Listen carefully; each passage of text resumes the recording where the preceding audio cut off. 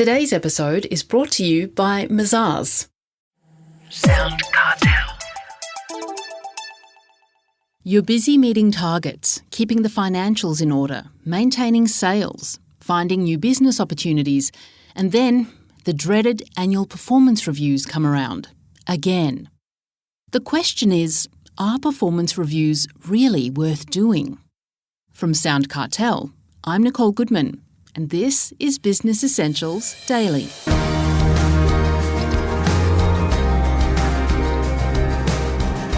Do performance reviews actually make any difference to morale and productivity? Does anyone enjoy them? If you'd rather abandon the whole process, take heart from the advice of Anneli Blundell, speaker, people whisperer, and co-author of Developing Direct Reports, who tells us that the days of the good old once-a-year performance management review are over. Those conversations with staff don't work, she says, and she explains why to Heather Dawson. Typically what we find is that for those who are delivering the performance conversations, the annual burden becomes an administrative nightmare.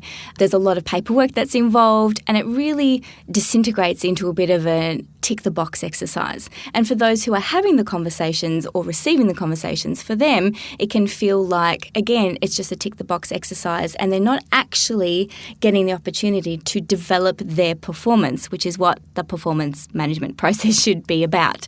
Because really, if you think about it, I think it's as crazy as expecting a team of, let's say, pro footballers get feedback once at the end of the year when they've, already missed out on the big cup, because that's when they have their annual conversation.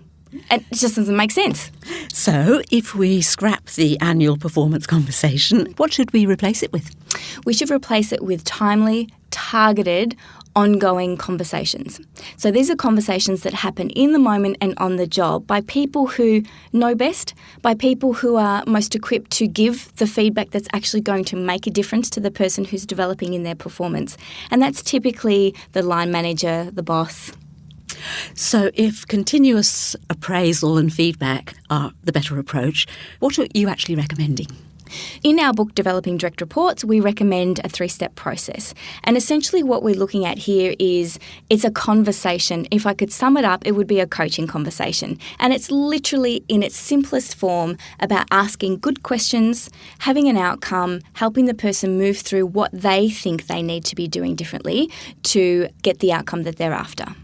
So could you give some examples about how the conversation should go? Absolutely. So let's imagine it's something very simple. Let's go with time management. So time management is a good one. You wanted to get a report out on time, but it didn't get out on time, okay? So rather than send you off to a time management program, which is typically the easy solution and it's so tempting to do, rather than do that, you can have a conversation with the person and it might go something like this. So I noticed that you intended to get that report out on time, and we talked about that last week, and I noticed that it didn't happen. Can you tell me a bit about that? And they'll say, I tried and something came up and XYZ, whatever they said. And then you can help coach them through that process based on the reality of what was going on for them in that moment, rather than here's some good generic principles about time management, which might have nothing to do with the fact that, dare I say, my dog ate my homework or I got caught in traffic or whatever that might be, which could stem to a deeper problem for that person, and it's individual for that person. If you want a business advisor that walks with you and not just talks with you, then Mazars is the right fit for your business. To find out more, visit mazars.com.au. That's mazars.com.au.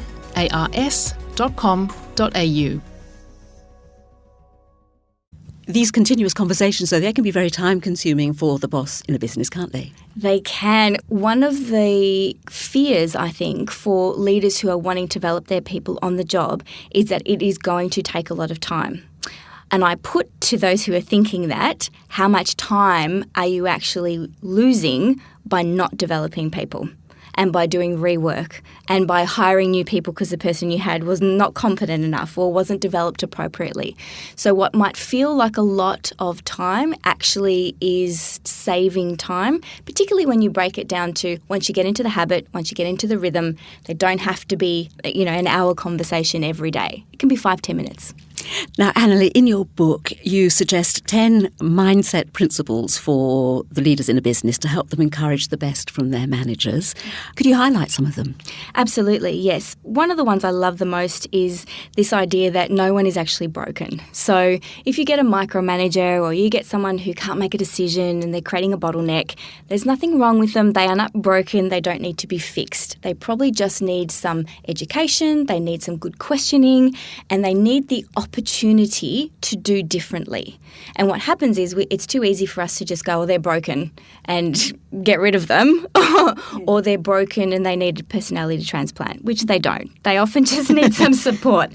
Another really good one is to look for the positive intention behind the behaviour. So what's actually going on underneath, what's driving them in a way that they think is creating a great outcome, but maybe not necessarily.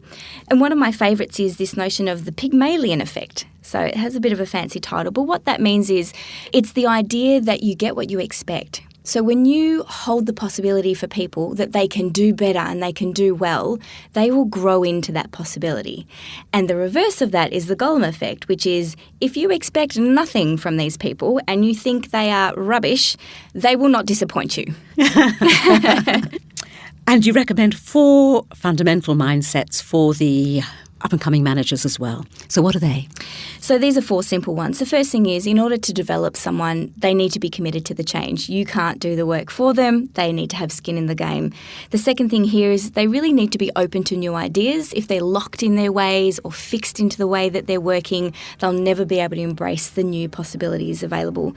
Thirdly, they need to be ready to take action. This is not just talk. There has to be some practical application when you're creating new habits. And finally, they need to be willing to get and act on feedback, because feedback is one of the most fundamental ways that we can develop. That was speaker and author Anneli Blundell.